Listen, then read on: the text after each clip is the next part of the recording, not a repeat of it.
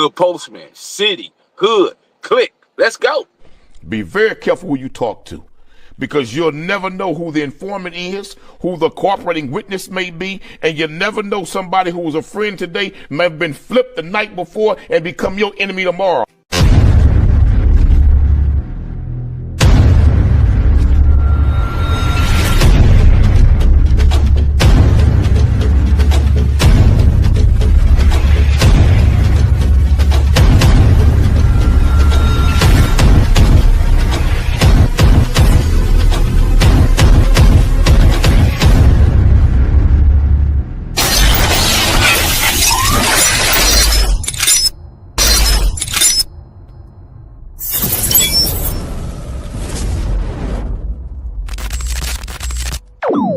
About humanity, putting truth in these lines, while they busy feeding lies. When you got that tunnel vision, gotta open up your eyes. Wake up and go to sleep. Man, I'm praying all times. And to my guys, ain't no other side. This for my brothers, I'ma pray with y'all shine. Lock the door. Go ahead, lock the door. Lock the door. Go ahead, lock the door. Yeah, you already know.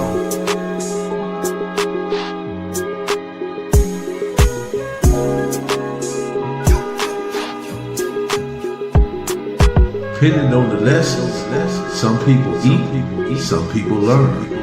But the game is going to send you big. Lock the door. Lock the door. Shout out to the Mailroom Nation and the Mailroom Goons. I am Professor Melly Miller, your hood postman. Be sure to click that notification bell, like, subscribe, and share. Drop a comment down below. So when the dope content hit, it'll feel like it's the first and the 15th. Welcome to the mailroom. Come in, take a look at your mind, examine what's in your heart.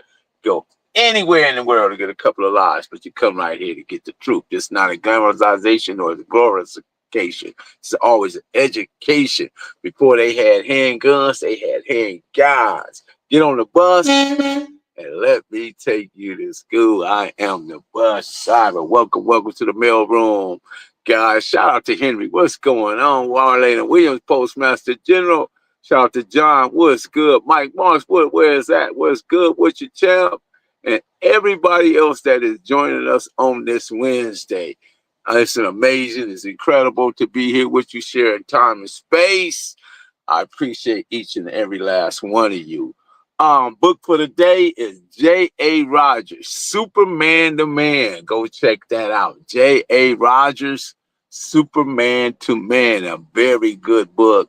Anything by J.A. Rogers is it's gonna take you there. It's gonna get you where you need to be, culturally wise and respective to where we come from and our ancestors and our people and the things and the tribulations and times they went through. And now we're here, guys. Shout out to everybody, each and every one of you. We're here to talk about who? Jimmy Cash Butler, Eastside, Lueders Park, Piru. See, guys, listen, when I was growing up, I grew up with many different personalities, and whether they was on this side or that side, it didn't matter because they all was impactful dudes and impactful in many different ways and areas, right? And Jimmy grew up on a street called Golden. He had a sister named Beverly. He had Mookie. We call him Mookie. Let's see. He had Sam and Dwayne. His brother Sam was actually a Smurf who later on the Smurfs became Santanas with Bill, E-Ho, Scotty, Meathouse, let's see, Doobie, the CC, and others. I can't name them. I don't remember them all, but I do remember them all, but just right off the top of my dome, there's plenty of more that took that path and became Santana. So his brother Sam was probably one of the ones that instrumental in starting the Smurfs, along with Steel Bill, Billy Hill, Green, my homie Greeny, little brother and little daddy Duke. Okay, so yeah, so growing up with Jimmy, I saw Jimmy do a lot of different things, and just a fearless dude. You know what I mean? And you couldn't do nothing but admire him. But his one Achilles heels was his sister Beverly, because she was really a really cute girl back then. And you know, and if she came out and walked to the store or went up the street to Market Basket or Sears or whatever, she got a lot of attention. And all the time that attention came from Crips because they lived on the Golden Street. Golden Street is where my homie Darnell, my homie Glenn, my homie Taboo, and around the corner, Snag, Karate Man, so and so, and others, White Boy Dean, Burdock, they all live around there. And so Jimmy, because his sister a lot of times got into situations, you know what I mean? Because that's his sister. He gonna, look out. He gonna protect it. He don't want his sister. He don't want his sister talking to no Crips. He just didn't. And a lot of times that would cause situations and confrontations. So during that time when Jimmy was because you got to know, before Donald, Doug, Don Wood, Tookie, and all those guys came back from Factor Brookings and wound up on Prime, my homie Darnell, D-Shot, a hand guy from Oaks Park, probably one of the best fighters over there during that time. Him and Robert Thomas, aka Frog, Snake, Get Like the Snake, and Big Roy Scott. I can't take him out. Bundaberg, June, let's see, Frankie, and others, right? Of course. And then, I named Carbrati Man and Taboo and all them. They was, right in there too. And Snag was actually a boxer. So Jimmy knew all these people, and they knew Jimmy.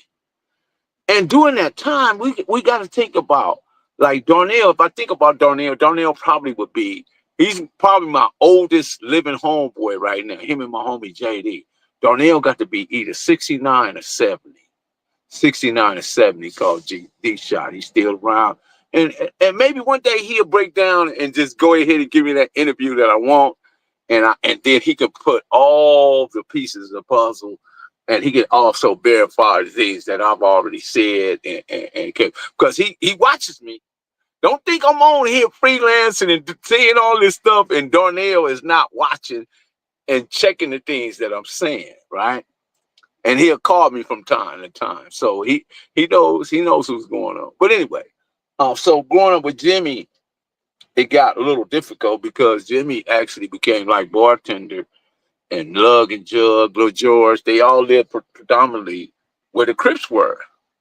And Jimmy became a Piru, like Curtis Patrick, Donald Prescott, a few others that became Pirus, but eventually, okay, I'm finna go back because now like these cats are back from Factor Brooklyn, from the boys' home. The boys' home is cracking right there in the neighborhood. They turned Crip. Prescott turned Crip. Curtis Patrick turned Crip, and others became Crips, even after running with the Lueders Park Piru boys. So Jimmy wasn't one of those. Jimmy stayed true to what he believed in. And he stayed down, and a lot of times he got into right there on Golden. Got into him and Darnell would go at it because they can both of them two dudes can chunk them. They can both go, and I don't, I can't say who won, but they both was like, it was something you would sit back. Okay, let me get my popcorn. Let me go, because this is about to be good. that's how good them fights was, and back then. Cats did a lot of fighting, man. They didn't do all this, man. They actually handled their stuff like men. So this particular day, Tookie Marcellus pulled up on Beverly Butler. Beverly was frightful. She was like really agitated by Tookie, because Tookie was this big old huge dude, right? And she probably was more like into talking to Marcellus more so than a Tookie. But Tookie was like, he was like this dude that like would push himself up on girls, and they'd be more intimidated. They would talk to him just based on intimidation alone. And I'm not saying that he took coochie or any of that. I'm not saying that, but just based on his status, who he was. He was a general. He was a concrete general. He was a big, huge dude. And girls would just, they would give in to him just based on that. So, well, not Beverly. Beverly wasn't going for it. So Beverly tell her brother, Jimmy. So Jimmy get mad and he go around, man. I give it to Jimmy. Jimmy get mad and jump in the car and go around to the red house. Pull up and Tookie, Big Jimmy, Big Jimmy. I can't think of Jimmy's last name, but a gang of the Weasel, Shotgun, Tiny Man, Cross, Killer Car. They all around there. Now, in my mind, I don't know. I'm thinking like, whoa, Jimmy just jumped out, right? And before he could even get into whatever he was doing, Tookie laid one on him. And slept him right there. But that didn't stop Jimmy, because Jimmy was a hog. Jimmy got up, got himself together, got back up, jumped the car, peeled off, and people thinking like, okay, Tookie got one, because Tookie was one of them dudes. He wasn't a fighter, but if he laid one of them big ass gloves on you or laid one of them big old hammers on you, you was hit. It was like a truck had hit you or something. A sledgehammer slapped you upside your head or something. That was how Tookie was. But Tookie, you couldn't. Two things you couldn't do with Tookie: let Tookie steal on you, and then try to wrestle with it because he was too strong. Now, if you had boxing skills and you pop, stay off of me, pop, and do that, like you a trained boxer, then Tookie would more or less like let you go ahead and have that. He'll just, like you wouldn't necessarily get him, but he wouldn't fool himself into believing that he was somehow gonna be able to grab you and hold you and eventually put you out. He wasn't one of them type of dudes. But if he caught you slipping and hit one, boom, you was going out. No, hands down, you was going straight out. So Jimmy jumps up, get out, bam, he spins off. He come back. By this time, Tommy, Killer Raider, T-Bone, Crazy Mike, Al Green, they all in the Peanut. The Peanut is right there on Santa Fe. It's a little island between Tommy Bouchard, Killer Raider, and Big Falls and Tall Jack and them house right there by the Asian store. So Jimmy hit the corner and he just jump out and start busting. Right? He hit the homie Killer Mike, Crazy Mike, rather. Crazy, matter of fact, he Crazy Mike I'd say in the nutsack. People say, nah, not he didn't really, but yeah, he got hit down there for real. He got hit. And when that happened, now stuff really don't escalate it. It's don't escalate it to a degree that now, because this stuff between Lueders Park and Oaks Park was like ongoing, day to day, every day. Because if you look at the where Oaks Park was at and where Lueders Park was at, and then you look where the boundaries were, like at one time Pearl, you took Pearl K, and Van Ness, and cross the other side where you had Chester, Pearl, Burris, Mail, and all that stuff. All that was Piru. So, but if you got to Santa Fe, which is the cross street that took you over to them streets, you be over there. So you had Yogi Boo Boo, my homie Brummy, my homie Nuck, Dennis Young. They all lived on Chester, right? And right around the corner was bartender Lil Raymond, Tony Washington, Bill Ivy, Dwayne Ivy, and then down the street was Lil George on Chester. And then around the corner on Willow was Lug and Jug, which was my homeboy Trebo brothers. And Trebo was a Santana, but his brothers was I know it's complicated, and you guys are like, man, how is all these people so close in proximity and basically know each other, family, but they fall out behind, the most just little pettiest stuff, right? And all these dudes knew each other. They went to school together. They functioned together at one time. Went up to the parks. Everybody was, because Lueders Park actually had a gym. You can go up there. They had a hardwood floor. Everybody liked to play ball off a gym. So at one time, everybody went up there to play ball. And then they started having what it was called sock hops up there, you know. And then they might have even had a couple of little skating rinks up there, skate nights up there. I can't really say for sure, but I do recall, believe they did. But anyway, um, so when that happened, man, they due to the fact that Sam, Beverly, and Moochie, and Dwayne and all them lived in that house, man. How can you do something to Jimmy, knowing that these other people that don't believe in what Jimmy believe in, now it's like real confrontational, right? So their house gets shot up. Their house gets shot up. And Jimmy wind up eventually just like taking himself out the equation to so things wouldn't happen, because I mean, just because this confrontation started happening, it just got real volatile. It got real confrontational. Savage, the dude Savage, he lived over there too, you know. So it got really ugly for quite some time, you know, because then you had the homie Black Caesar, you had the homie Scrunch, you had the homie Good Dog Wallace, you had then you had JJ Johnny Jones, who caught the first murder at Whaley with him and Killer Carl and Duck. So you had dudes over there was like that people on that other side knew that they was hoes, as who would say that these dudes. When I'm telling you, Jimmy Butler was a hog. All the other guys that I named were hogs too. And hogs, when hogs get into it, man, it gets ugly. It gets real ugly. It don't get good. It gets ugly. So when that happened, Jimmy kind of spin off. So the next time I seen Jimmy, right, I don't know what happened. Jimmy come back. He in a Seville. He got a Seville with about two, maybe 3 bars with him. And he jump out. He got the tailor suit on with the ducktails hanging, and he ain't got no shirt on. And I'm thinking in my mind, okay, what's going on with Jimmy? Because if you think about during the time of the 70s, a lot of the first resurrection, the first OGs, a lot of them became hustlers and pimps. A lot of them.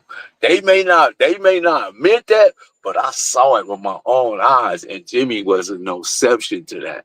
He wasn't no exception to that. So when he came back, and being that things had cooled off and simmered down, it was able to more or less kind of patch things up, let bygones be bygones. Now I'm seeing Jimmy on the street with Darnell and Glenn now.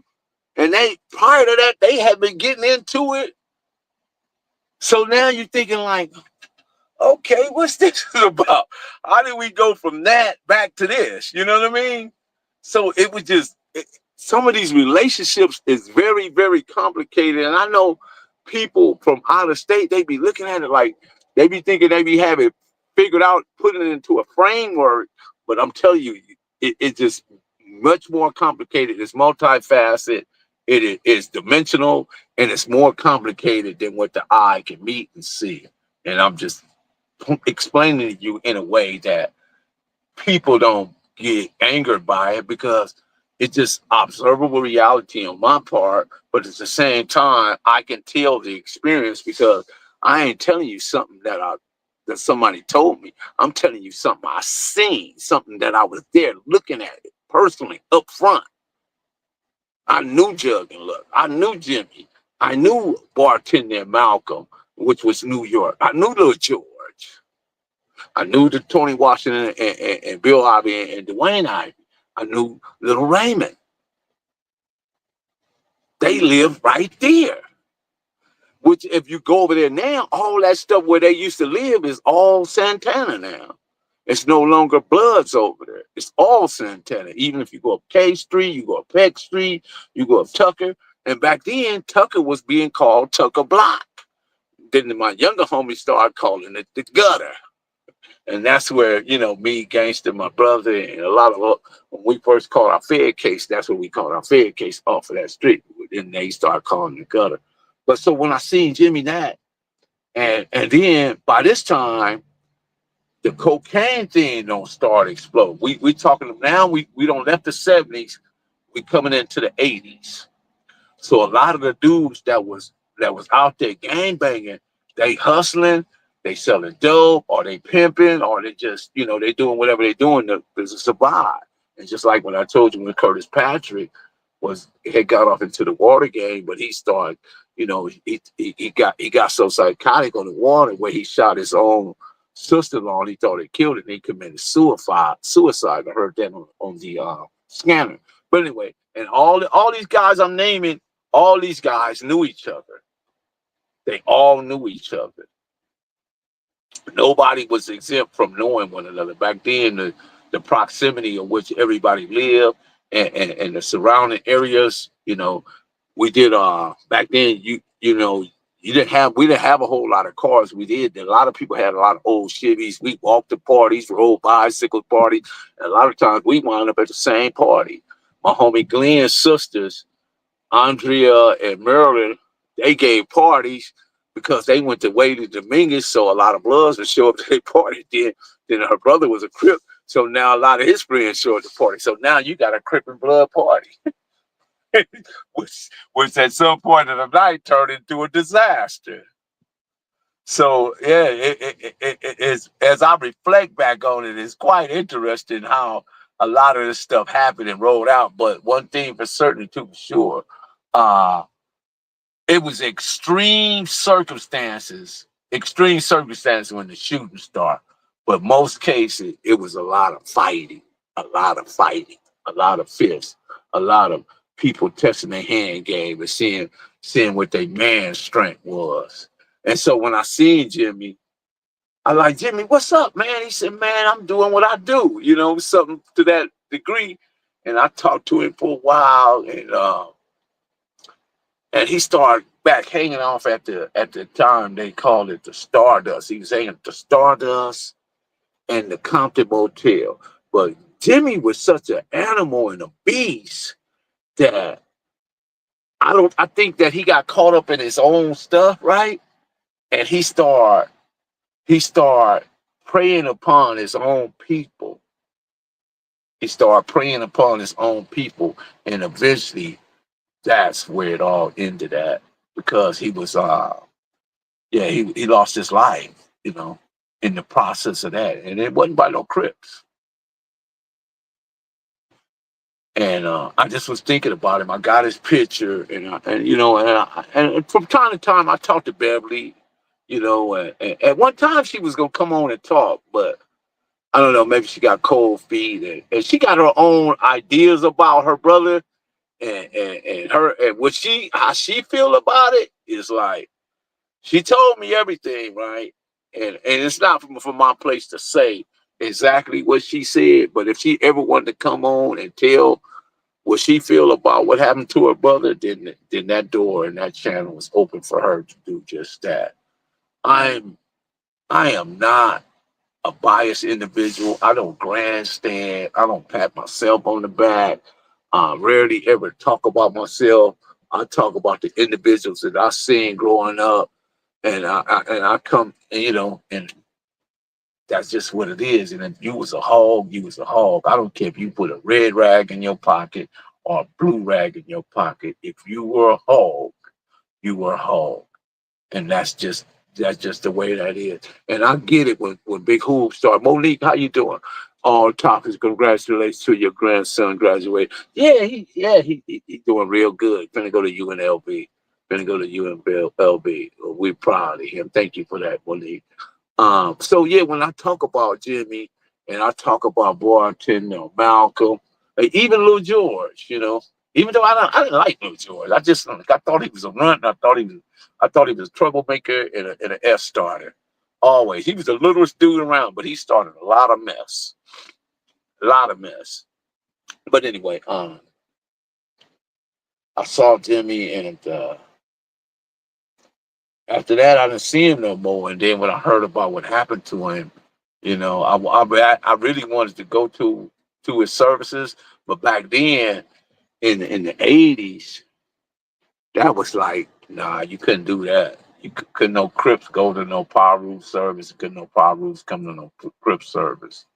Even though the relationship that I had with him was superseded anything in gang banging, but still it was like, and then I don't even know if they even attended, because it's just this game banger stuff has gone it's just gone too far. It doesn't make sense. It's nonsensical, and logically, it has made us look very bad. Now that the internet is here, the internet is putting a microscope on LA culture, and just for my taste, I wish that Texas, Oklahoma, Milwaukee, New York, Jersey, any of those other states had to never, ever, ever, ever embrace the West Coast culture and forest gang culture, because it is a cancer. And it's a cancer that continues to haunt us and ruin us to this very day. And so many different people have lost their lives to it, and we'll never get them back. It's nothing I can do to bring Turtle back. It's nothing I can do to bring Jimmy back, Bartender, or Salty. It's nothing we can do to bring any of those people back. As mad as we want to be, or disappointed, or hurt by whatever happened to them in their circumstances, there's nothing we can do to bring them back. But what we can do is come together and have a better communication, have a better dialogue, have open communication, and be more responsible in conflict resolution. Because when we saw the little kid in Long Beach, and somebody corrected me, and I thought it was more or less a grown man. Somebody said, "Nah, he was a kid too, man." So shout out to the Long Beach people for reaching out to me and say, "Nah, man, he was a kid too. He just was a big kid, but still, they don't make it right." And like I said, and then one guy said, "Well, that's Long Beach business. No, once it become the internet, it's the internet business, bro. Once it get on the internet, it's the internet business." And I didn't put it there. Maybe the guy that actually committed the situation, or created that scenario, he put it there. I don't know. But once anything gets on the internet, it becomes internet business. It's no longer my business, or Crip business, or Piru business, or anything else. Once it hits the internet, it becomes everybody business who want to have commentary, or dialogue about it. I think it's open opportunity, because that's what Journey. Because I don't see nobody calling CBS, NBC, ABC, KCAL, KTTV, if that's still around. I don't see anybody calling those people, telling them what to report or what not to report, or telling them, "No, this is Compton business, or this is Watts business." I don't see nobody doing that.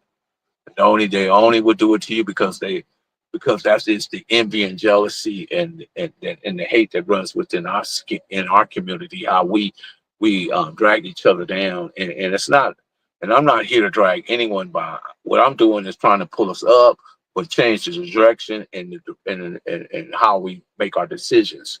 Let's do better decision making. Because in the age of the internet, gossip, sensationalism often distort outright lies and deception. Many individuals, right, easily fall victim to the allure of trending topics.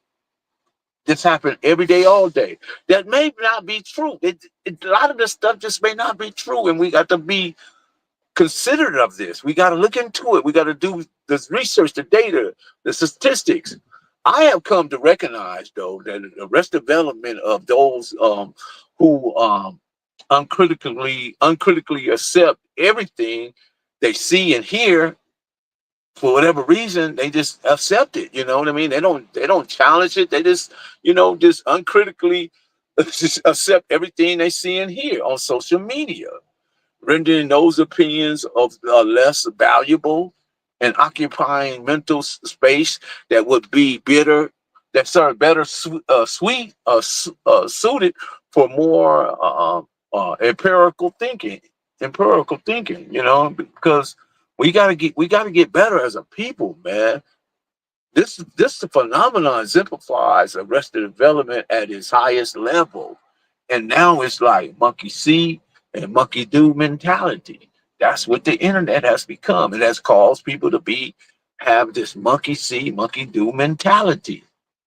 And it has people have circled the wagon around it. People follow who they believe, and they follow the trending topics and guidance, instruction, proper instruction permit poor performance.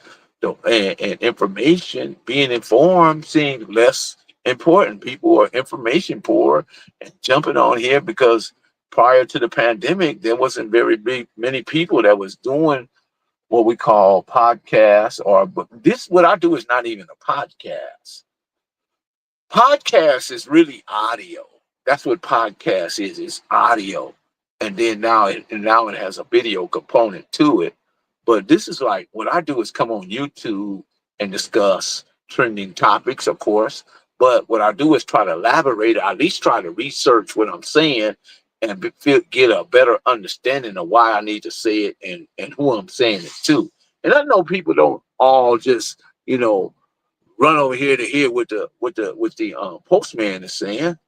But one thing about the postman, I'm going to go look at the data, the statistics, the facts, and the scientific matter of the situation. That's what I am going to do. Trish Howard, what's going on, girl? What's happening? What's going on with you? How's Andre and everybody? How's the family? Everybody. Tell them I send my hellos and tell them I said, what's up? Appreciate you for stopping by and seeing me. That's one of my homegirls. She grew up on Van Ness right there. Her and her brother, man. I remember her brother Dre he was one of the youngs, man. He was formidable over there. Had one of first low riders over there doing his thing as a youngster. Work at Orloff Meat Company with Doug and Killer Wayne, and everybody used to go steal all their meat from. It's no longer there now, but yeah, right next door to Gus Tubb was Orloff Meat Company. Yeah, right across the street from Mr. Fice Auto Parts, Frank Carburetors, Smitty's Bike Shop, and there was other businesses also right up in there. And Duck used to go through and extorting people. But anyway, Trish, I appreciate you. Thank you. Yeah, what's up, Bible Recordings, LSC? Believe nothing of what you hear is only half of what you see. You're right. Believe nothing of what you hear and half of what you see. That's it. As long as you do that, you'll be okay. Don't be good, because man, a lot of these people pour just an enormous amount of emotions on different things. It's just like when I talk about Jimmy. Now, there's going to be some people from the other side don't think I have a right to talk about Jimmy, but I was Jimmy friend way before they was Jimmy friend. So I don't even know where they get that from, but okay. And then they say they call me that other word, and then I'm like, okay, I don't get mad about it because I know I'm far. It's not what they think of me; it's what I think of myself. That ultimately is my responsibility. Nobody can define me. The only limitations that I have is the ones I place on myself. I allow others to place on me. After then, I have no limitations. I exceed all boundaries, especially constructs. Other word, construct, something that's man-made, something that's put there that wasn't supposed to be there, but somebody all of a sudden drew it up and said, oh, this is a boundary right there. Yeah. Honest, I respect people. Don't get me wrong. I respect people, and I think everybody deserves a certain amount of respect in this culture. But at the same time, in the age of internet gossip and sensationalism often distort outright lies and deception, many individuals easily fall victim to the allure of trending topics. So when I see a trending topic, I'm gonna try, if I can go in there and figure out what's going on with it.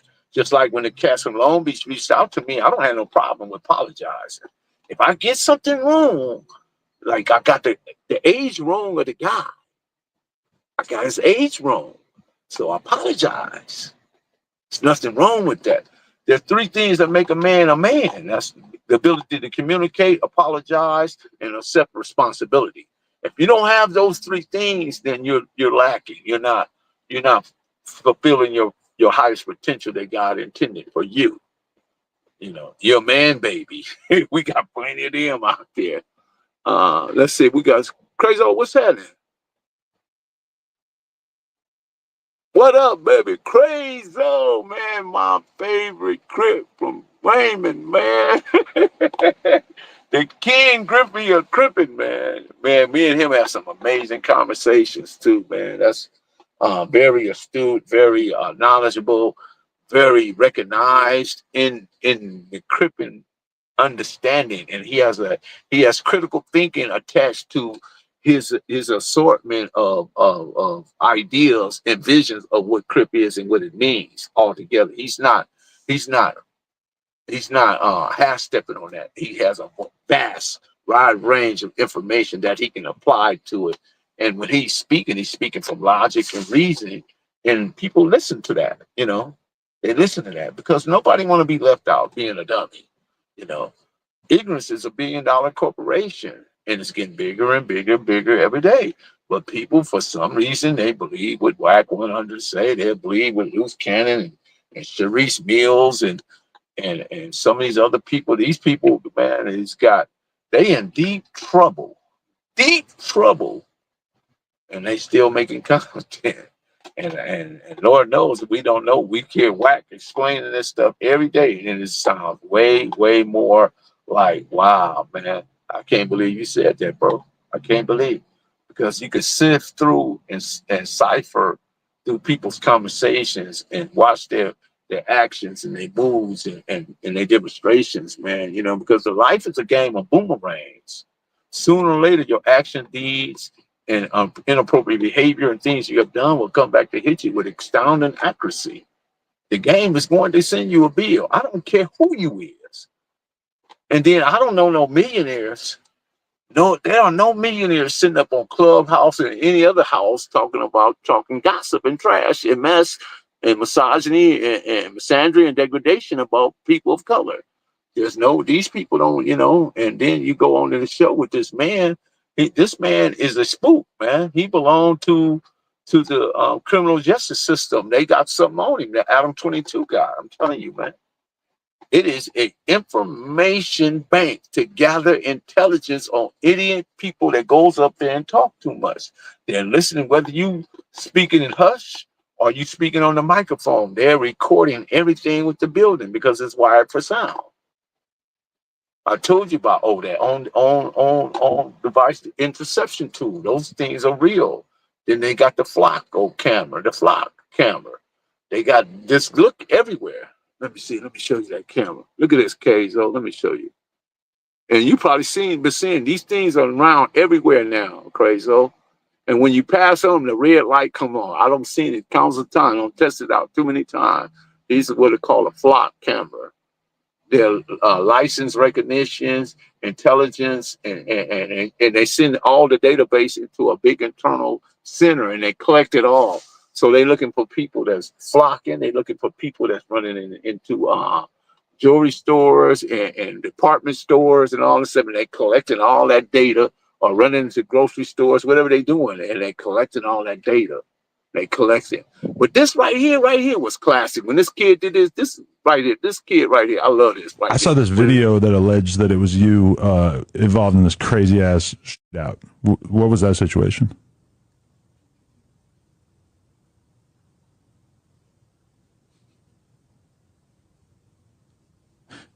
Maybe it might not have been you. I'm not 100% sure. Yeah, I don't think it was me. Yeah, it might not have been you. You see, that kid right there, that was the smartest kid I ever seen go to no jumper. When he did that, that let me know that he had some intelligence. He was sharp because he tried to lead that kid to admitting a crime on no jumper, knowing that no jumper is there to gather intelligence. They're cleaning the streets. There's no king of the streets. The streets is undefeated. The Summer Olympics will be here in 2028.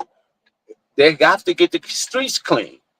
They don't want to have to be explaining to Russia, China, or Germany, or Italy, or Romania, or Greece, or any of these countries why the Crips or the Pirus or the Bloods or criminals, who were criminals or whatever, rob their track team or something, or their tennis players. They don't want to explain that, so they're just gonna lock you up. If you're in the streets, you're about to get locked up. And you're going to be locked up for quite some time. Because Donald Trump said he want to open up Alcatraz. He want to open up Alcatraz and put that back in business. I don't know who he's going to put. Alcatraz is like a big old tombstone sitting on the water. It's got to be cold. It's old. It's outdated. How do you renovate it to retrofit it to become the once solid rock prison that it once was? I don't know. I think that would qualify for a lot of money. That's just my particular take on it. Because as of now it stands, it's just a museum. And that's all this should ever remain is a museum. The show with Lucky Luciano, Bumpy Johnson, Dutch shows, and Al Capone, and some of the other people where they spent time at, you know. But again, guys, don't forget, go search Jay Rogers. Jay Rogers, Superman the Man, a great, great, great book. It is, you won't be disappointed. Anything Jay Rogers, 100 amazing facts about black men, black people. He got other, then there's another brother named Claude Anderson, you know, Powernomics. Go read his book as well. He teaches you how to become economically empowered in this day and time. Matter of fact, he's the one that told us that if we continue to trend young, we'll become a permanent class, third class people if we don't get up, pull our heads off the sand and stop voting both Democratic and Republican. We don't need to be part of any of that. Let those white people handle their own mess. Let them figure out their own stuff. I believe that this is my belief. I think we should go back to segregation when we got our own hospital, our own cab companies, our own airport, everything.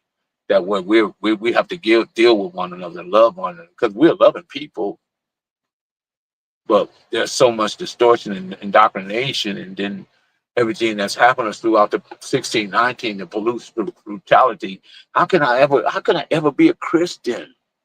How could you ever be a Christian when everything about Christianity puts you in the condition that you are? America created the nigger experience and the idea of the nigger. America did that. That is not who you are. Why do you even continue to identify as such? You're not even an African American. Know thyself. You're not an African American, and you're not certainly not black. You're not a crayon. You're not a color. But we use that. Okay, we use that to show who we are. Okay, we as a reference in conversation. Okay, I'm black. You black. Okay, cool. I get that part, but that's not who we are. Who I am. There are many adjectives that explain who I am. I am not Melvin. That is a marker that's used for people to get my attention, but that's not who I am. There are many adjectives that describe who I am. And if you don't know that, then you probably need to do a little more research in that regard so you can figure out that you're much more than just a name. That's why in certain cultures, whether it's Native, Indian, or African culture, they give names that have meaning, significance, empower the individual. Because if your name have 4 or 5 different attributes and there's adjectives associated to those attributes, you can just say your name and feel good about yourself.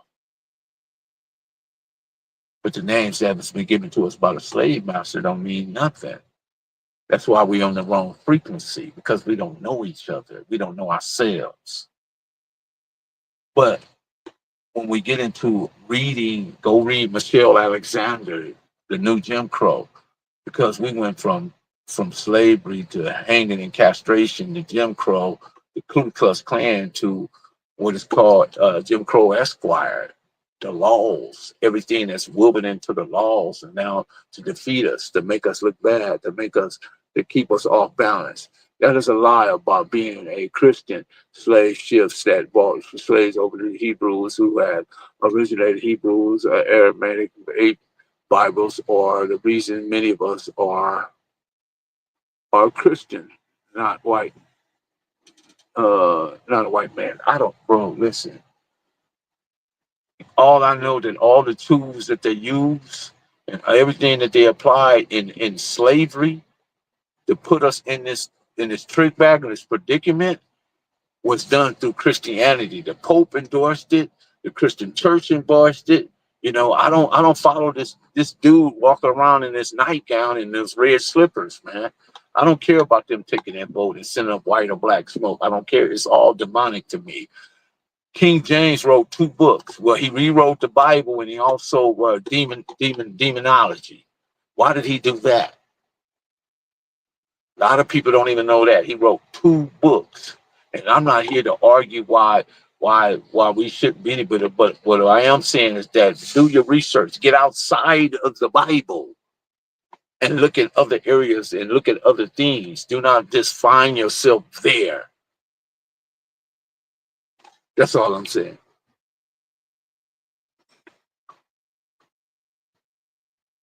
Learn your history. Yeah, that's it. That's it. But anyway, guys, I've been here long enough. I'm gonna jump out of here. Got some other things I gotta do. Peace and blessings to all you. And I'm very grateful and humbled by everybody that come each and every day. And every time I decide to get on the internet and have something, hopefully that I'll say something impactful, something that piques your understanding, something that makes you go pick up a book, break it open, and look at it, and just don't just believe. Just don't believe what I'm saying. No, Jr. Don't believe what I'm saying. Just have the audacity, or have the forward thinking to acknowledge other ideologies and look for more information.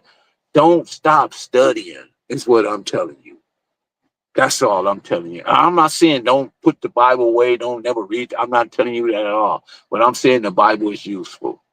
The Quran is useful, but there's also bits of information that's out there that we somehow are deterred to look at because our convictions and the dogmas of religion that we follow, and they keep us from looking from that. Yeah. And once again, I am Professor Man. I get it, OG. I learned so a lot from. I appreciate it, man. Because I listen, man, and I know it's difficult. I know it's not easy. I know it's difficult. I know it's difficult. I just do, bro. I've been there. Don't think that because I grew up, my parents didn't send me to church. They didn't make me choose no religion. I didn't grow up that way. So therefore, my mind has already been open. I'm a free thinker.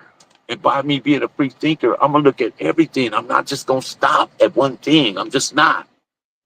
No matter how many people tell me that, no, we need to do, no. I don't want to be a Negro pen.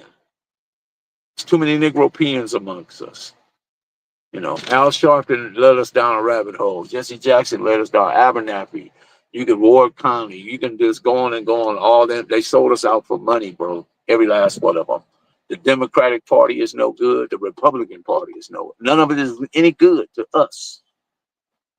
It's all deception. It's all deception. It's all deception. But anyway, you guys know how to. Don't mind me just watching church movie, guys. But you know the rest. But go ahead and lock that door. I'm out. Cali Finest, baby. Proof of grind all the time. Music money. Got a dollar sign. Hub City. I'm a street nigga, streets fuck with me. I'ma keep pushing products till the feds get me. It's guap off top, diamond Cartier. That nigga wall won't give a broke bitch the time of day. They see me climbing, they see me shining. That's hard work, proof of grinding. New money got me tipping in that 550. I leave bad man and I'm so pretty. I got that tech with me, that's my hater sprayer. Go big, grind now, nigga, play later. What can I say? I'm addicted to this paper stacking, and I don't talk about it, I just make it happen. Word on the block is that my shit go, reach for the low. Lock the door, Marlena Williams. We gone. We out of here. Nieces, nephew, cousins, kinfolks. We out. Relatives.